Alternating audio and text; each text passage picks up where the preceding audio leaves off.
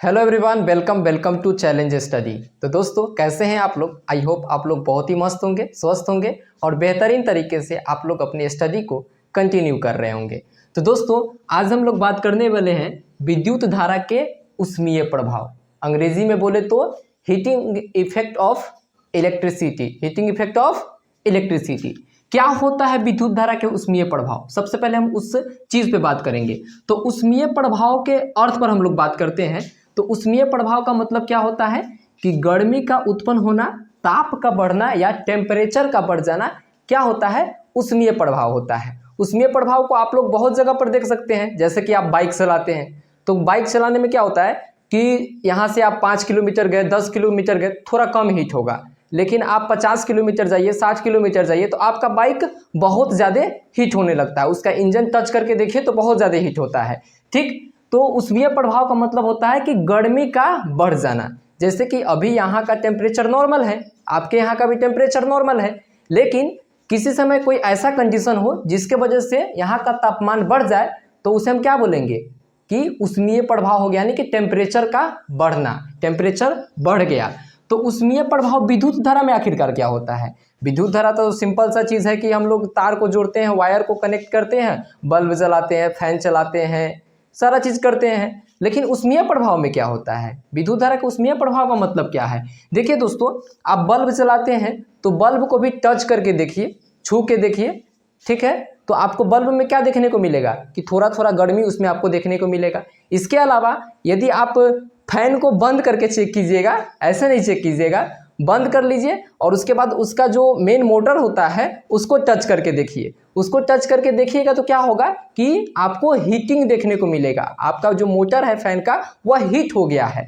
तो आखिरकार यह हीट क्यों होता है, विद्युत धारा से जितने भी सारे चीज़ चलते हैं लगभग सारा का सारा हीट होता है। आप अपना मोबाइल ही ले लीजिए, जिसमें आप अभी वीडियो देख रहे हैं, आपका मोबाइल हीट होता है कि नहीं होता है। मोबाइल हीट होता है तो आप लोग क्या बोलते हो कि बंद कर न तो ब्लास्ट हो जाए ना।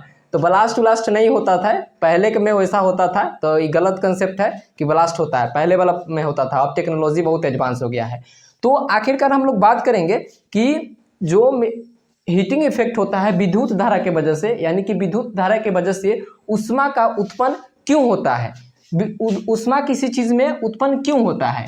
तो सबसे पहले हम लोग परिभाषा पे बात कर लेते हैं कि विद्युत धारा के उष्मीय प्रभाव को परिभाषित आखिरकार हम करेंगे कैसे।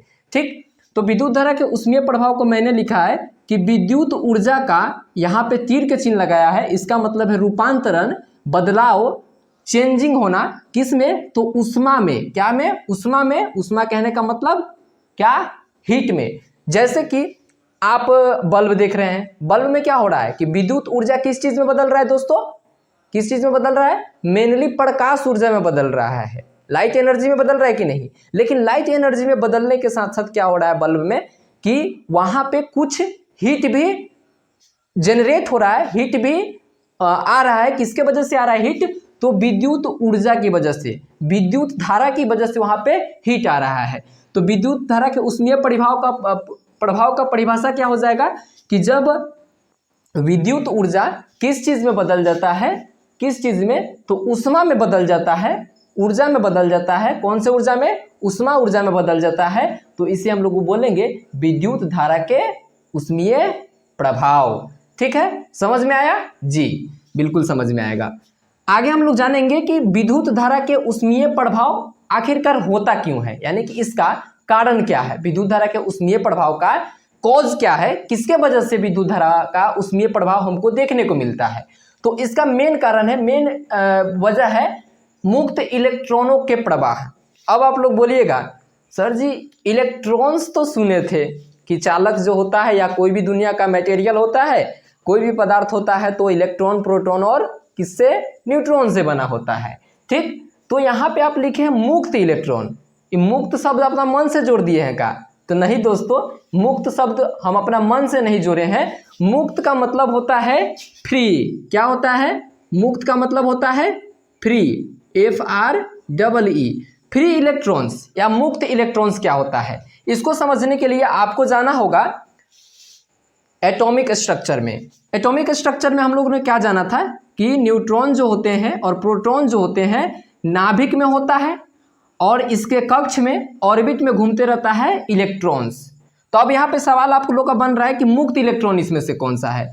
देखिए दोस्तों, मुक्त इलेक्ट्रॉन्स वैसे इलेक्ट्रॉन को कहा जाता है जो रिस्पॉन्सिबल होते हैं किसके लिए, विद्युत धारा के प्रवाह के लिए। एक जगह से दूसरे जगह विद्युत धारा को बहने के लिए कौन जवाबदेही होता है, तो मुक्त इलेक्ट्रॉन्स होते हैं। इलेक्ट्रॉन्स तो होते ही हैं, लेकिन इसी इलेक्ट्रॉन्स में से कुछ इलेक्ट्रॉन्स ऐसे होते हैं जिसका जो है इस एटम के न्यूक्लियस के साथ, नाभिक के साथ कम अट्रैक्शन रहता है। मुक्त इलेक्ट्रॉन्स का कौन सा इलेक्ट्रॉन होता है कि वैसे इलेक्ट्रॉन जिसका जो है आकर्षण या अट्रैक्शन किसके बीच, तो नाभिक और उसके बीच में, यानी कि अपने आप के बीच में कम होता है, यानी कि वो फ्री होता है। उसको अगर थोड़ा सा भी झापड़ मारिए तो क्या हो जाएगा, भाग जाएगा। जैसे कि आप लोग गांव में देखते होंगे, एक दो बच्चा क्या होता है जो बहुत ही सिंसियर स्टूडेंट होता है, गार्जियन के सबको बात को मानता है। एक दो बच्चा क्या होता है कि सिंसियर नहीं होता है, उसको कुछ कीजिएगा तो कहाँ चला जाएगा, दिल्ली भाग जाएगा, पढ़ाई छोड़ देगा। करता है कि नहीं करता है।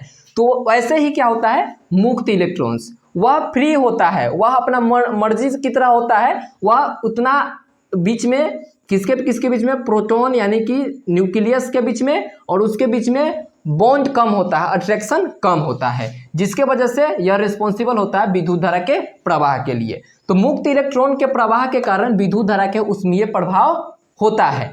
अब जानेंगे कि होता ऐसे क्यों है। तो आप लोगों को पता है कि इलेक्ट्रॉन्स जो है वह उच्च विभव से निम्न विभव की ओर प्रवाहित होता है।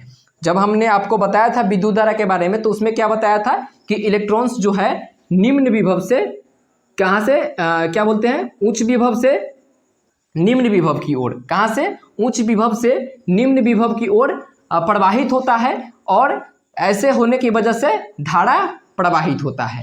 ठीक, तो अब हम लोग बात करते हैं कि उच्च विभव से निम्न विभव की ओर तो इलेक्ट्रॉन्स जा रहा है, तो इलेक्ट्रॉन्स के जाने को हम लोग विद्युत धारा कहते हैं। तो यहाँ से विद्युत धारा के ऊष्मीय प्रभाव का क्या रिलेशन है। देखिए दोस्तों, अब हम लोग जानेंगे कि कैसे जनरेट होता है। देखिए, जब यह मुक्त इलेक्ट्रॉन्स जैसे कि हमने एक फिगर में बताया यहाँ पे कि इलेक्ट्रॉन्स है, यहाँ से विद्युत धारा आ रही है, यानी कि विद्युत धारा उल्टा दिशा में आता है, तो विद्युत धारा इधर से आ रही है। और इसमें क्या होगा, ये सब क्या है, एटम्स है, यानी कि आयन्स है। जब दो या दो से अधिक एटम्स मिल जाते हैं, एक तरह के एटम्स मिल जाते हैं, तो उसे आयन बोलते हैं।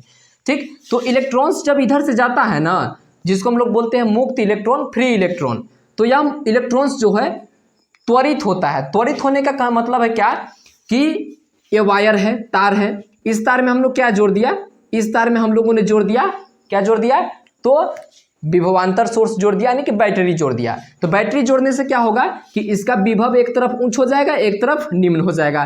तो निम्न विभव और उच्च विभव की होने की वजह से इलेक्ट्रॉन्स जो है एक जगह से दूसरे जगह जाना स्टार्ट होगा। तो इसी को हम लोग बोलते हैं क्या, त्वरित। अंग्रेजी में बोलिए तो एक्सेलरेट नहीं बोलते हैं गाड़ी का एक्सेलरेटर खींचने से क्या होता है, गाड़ी का स्पीड बढ़ता है। ठीक उसी तरह से जब हम लोग यहाँ पे विभवांतर सोर्स लगा देते हैं, तो होता क्या है कि यहाँ पर उच्च विभव हो जाता है एक तरफ, और दूसरे तरफ निम्न विभव हो जाता है। तो उच्च विभव और निम्न विभव की होने की वजह से इलेक्ट्रॉन्स का प्रवाह होता है, मुक्त इलेक्ट्रॉन्स का प्रवाह होता है। दैट इज कहने का मतलब कि इलेक्ट्रॉन्स त्वरित होते हैं, एक्सेलरेट होते हैं। जब यह इलेक्ट्रॉन्स त्वरित होते हैं, एक्सेलरेट होते हैं, तो यह आगे की ओर बढ़ता है। कहाँ बढ़ता है, आगे की ओर बढ़ता है, एक सिरे से अगले सिरे की ओर बढ़ता है। तो जब एक सिरे से अगले सिरे की ओर बढ़ेगा कौन, इलेक्ट्रॉन्स, तो इसमें आपको पता है कि पॉजिटिव आयंस यानी कि प्रोटॉन्स भी है, और नेगेटिव आयंस खुद तो इलेक्ट्रॉन होते हैं। तो क्या होगा कि पॉजिटिव प्रोटॉन है और नेगेटिव इलेक्ट्रॉन है। तो यह इलेक्ट्रॉन्स किससे टकराता है, तो पॉजिटिव से टकराता है। किससे टकराता है, पॉजिटिव आयंस, दैट इज कहने का मतलब प्रोटॉन से टकराता है। तो प्रोटॉन क्या करता है कि इलेक्ट्रॉन को अपने अंदर खींच के रखता है, चपकाने की कोशिश करता है, यानी कि अट्रैक्ट करता है अपने ओर से। लेकिन इलेक्ट्रॉन को पीछे से दूसरा इलेक्ट्रॉन धक्का दे रहा है, और इस दूसरे इलेक्ट्रॉन को कौन धक्का दे रहा है, उच्च विभव और निम्न विभव। ठीक, तो यह क्या करेगा कि प्रोटॉन के साथ न जुड़ करके, प्रोटॉन से तो अट्रैक्ट होगा, लेकिन यह क्या करेगा कि ये वाला इलेक्ट्रॉन्स जो है ये प्रोटॉन को धक्का दे करके दूसरे आगे बढ़ेगा। तो इसका एनर्जी क्या हो जाएगा, स्पीड क्या हो जाएगा, कुछ कम हो जाएगा। ठीक उसी तरह से जब दूसरे के पास पहुंचेगा तो दूसरे को भी कुछ एनर्जी देगा, यानी कि टकराएगा, और टकराने की वजह से उसका स्पीड कम होगा, यानी कि एनर्जी कम होगा और फिर आगे बढ़ेगा। ठीक उसी तरह से क्या होगा कि इलेक्ट्रॉन्स जो है धनायनों को टकराते हैं, इसको हमने लिखा है। जब टकराएगा तो अपनी गतिज ऊर्जा के कुछ भाग को आयनों को दे देगा। इलेक्ट्रॉन्स टकराया और इलेक्ट्रॉन्स टकराने की वजह से कुछ अपने पावर्स को, कुछ ऊर्जा को किसको दे दिया, प्रोटॉन्स को दे दिया, यानी कि धनायन को दे दिया। और यह धनायन क्या करता है कि एनर्जी को लेता है, और एनर्जी को लेने से, ऊर्जा को लेने से इसका ऊर्जा बढ़ जाता है। ऊर्जा बढ़ जाता है तो यहाँ पे बहुत सारे प्रोटॉन हैं, बहुत सारे प्रोटॉन्स का ऊर्जा बढ़ेगा, यानी कि चालक के ऊर्जा बढ़ जाएगा, यानी कि चालक का आंतरिक ऊर्जा बढ़ जाएगा। जब चालक का आंतरिक ऊर्जा बढ़ जाता है तो यही आंतरिक ऊर्जा जो है हमको विद्युत धारा के ऊष्मीय प्रभाव के रूप में देखने को मिलता है। किसके रूप में देखने को मिलता है? विद्युत धारा के ऊष्मीय प्रभाव, हीटिंग इफेक्ट के रूप में देखने को मिलता है।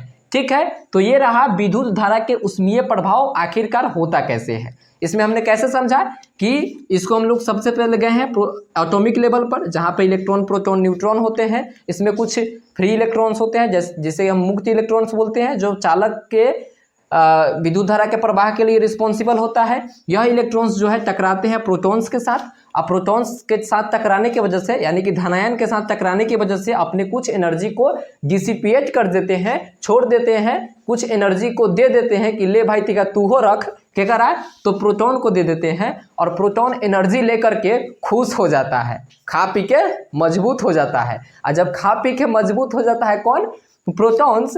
तो जब खा पी के मजबूत हो जाएगा तो एगो प्रोटॉन मजबूत होगा। ठीक उसी तरह से यहाँ पर सैकड़ों प्रोटॉन से, बहुत सारे प्रोटॉन से, हजारों प्रोटॉन से, सारा प्रोटॉन्स खा पी के मजबूत हो गया, यानी कि ऊर्जा बढ़ गया। और ऊर्जा बढ़ जाने से ये चालक का ही हिस्सा है, माने चालक इसी से बना हुआ है, तो चालक का ऊर्जा बढ़ जाएगा, और चालक की ऊर्जा बढ़ने से चालक गर्म हो जाएगा, और चालक के इस ऊर्जा को हम लोग हीटिंग इफेक्ट बोलते हैं, विद्युत धारा के ऊष्मीय प्रभाव बोलते हैं। अब सवाल आता है कि सर जी हीटिंग इफेक्ट तो आपने बता दिया कि इलेक्ट्रॉन्स ऐसे ऐसे टकराता है तो होता है।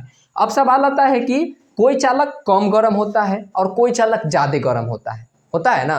कोई माने आप देखिए नाइक्रोम का तार जो हीटर में लगा हुआ रहता है वो कम गर्म होगा। यहाँ पर एलईडी बल्ब लगा हुआ है तो बल्ब जो है कम गर्म होगा, लेकिन नाइक्रोम का तार ज़्यादा गर्म होगा। ठीक उसी तरह से यहाँ पे फैन लगा हुआ है तो कम गर्म होगा, लेकिन अदर चीज़ देखिए जैसे कि गीज़र तो क्या होगा, ज़्यादा गर्म होगा, रॉड ज़्यादा गर्म होगा। तो सवाल आता है कि कोई चालक ज़्यादा गर्म होता है और कोई चालक कम गर्म होता है, क्यों होता है ऐसा? आप लोग बताइए। देखिए क्यों गर्म होता है, कितना गर्म होता है और क्यों गर्म होता है। तो क्यों गर्म का तो हमने सवाल दे दिया, कितना गर्म होता है इसका आंसर हम लोग जानते हैं। देखिए इसमें क्या होता है, ऊष्मा का परिणाम प्रतिरोध के विरुद्ध किए गए काम के वजह से होता है। प्रतिरोध क्या हो गया यहाँ पे कि चालक का गुण हो गया जो विद्युत धारा के प्रवाह को रोकता है। तो किसी भी चालक में कितना ऊष्मा उत्पन्न होगा यह निर्भर करता है कि उस चालक का प्रतिरोध कैसा है, कितना प्रतिरोध है, और उस प्रतिरोध के वजह से हमको कितना माने कठिनाई झेलना पड़ रहा है। किसको? इलेक्ट्रॉन्स को कितना कठिनाई झेलना पड़ रहा है एक जगह से दूसरे जगह जाने के लिए। इस पर निर्भर करता है क्या, ऊर्जा का परिणाम। ऊर्जा का परिणाम निर्भर करता है कितना ऊर्जा होगा, यह निर्भर करता है कि आप इलेक्ट्रॉन्स को भेजने में आपको कितना इस रास्ते से होकर के कठिनाई का सामना करना पड़ रहा है, उस पर निर्भर करता है। अब हम लोग देखते हैं कि विद्युत धारा के ऊष्मीय प्रभाव पर आधारित कुछ उपकरण। तो आप लोग कमेंट करके बताइए। हमने तो कुछ यहाँ पे लिखा है जैसे कि हीटर, गीजर, प्रेस, इसके अलावा बहुत सारा चीज़ होता है। यहाँ पे आपको कमेंट में बताना है कि विद्युत धारा के ऊष्मीय प्रभाव पर कौन कौन सा चीज़ होता है, आधारित होता है, जैसे हीटर हो गया, गीजर हो गया, प्रेस हो गया। तो इस वीडियो को यहाँ तक देखे हैं इसके लिए बहुत बहुत धन्यवाद। और लास्ट में अपने होस्ट और दोस्त भारती सर को दीजिए इजाज़त। थैंक यू, धन्यवाद।